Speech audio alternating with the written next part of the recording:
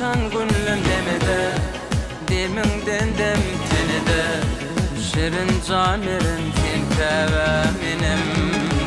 Yenide giyin göğünden yüreğe, edevinden yereden tilkevem kılam benim.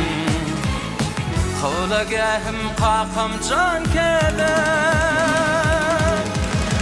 ecem bilen kakam cani, men başıma terk edecek. Arkalıp çıkman kaşım, kebede barıp kaytacak. Bu dünyada fan yoktur, şolun yerine yetecek. Bir sağım bir solum, didelim kebem kolam.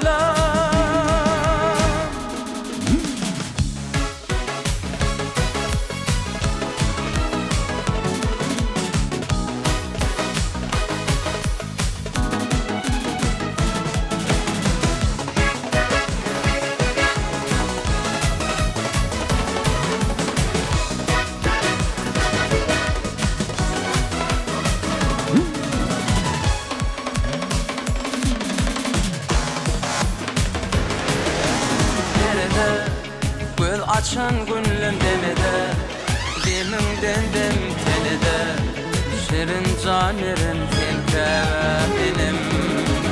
Ömrü silveder ananç yüreğe, sil baylık genç yeteter, can kevem kolam benim.